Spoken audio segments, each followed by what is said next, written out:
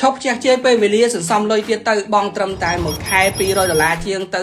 $300បងប្អូនអាចបដូរពីការនៅបន្ទប់ជួលមកខ្លាយទៅជាម្ចាស់វីឡាតូនេះវិញល្អទេ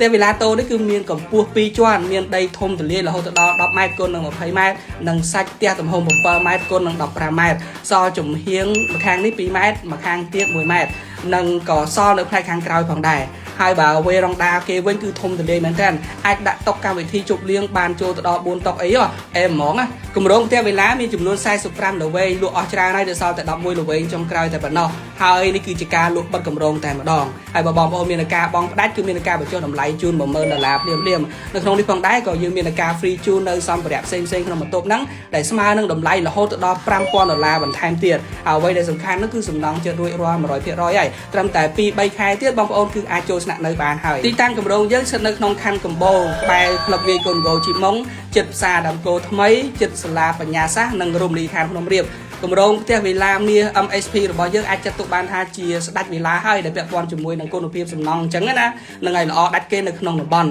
អញ្ចឹងបើបងប្អូនចាប់អារម្មណ៍ចង់បងផ្ដាច់ក៏បានចង់បងរំលោះជាមួយធនាគារក៏បានដែរដោយបងប្អូនចូលរួមមុនតិចតួចហើយអាចបងរំលោះបន្តជាមួយនឹងធនាគារផ្ទះវីឡាយើងមានបន្ទប់ទទួលភ្ញៀវ1បន្ទប់ទឹក4កន្លែងស្តុកអីវ៉ាន់1និងបន្ទប់គេងចំនួន3អញ្ចឹងបើបងប្អូនចូលស្នាក់នៅលក្ខណៈរួមគ្នាពី3គ្រួសារវិញបងប្រចាំខែប្រហែលជា$200ទៅ$300ទេនៅក្នុងមួយគ្រួសារអញ្ចឹងណាហើយអាចបដូរឈ្មោះពីការជួលបន្ទប់គេនៅមកខ្លាយទៅជាម្ចាស់ទ្រព្យខ្លួនឯងវិញសម្រាប់ព័ត៌មានលម្អិតសូមតាក់ទងមកកាន់ក្រុមហ៊ុន United Capital of Asia ហៅកាត់ថា UCA តាមរយៈលេខទូរស័ព្ទក្នុងវីដេអូនេះ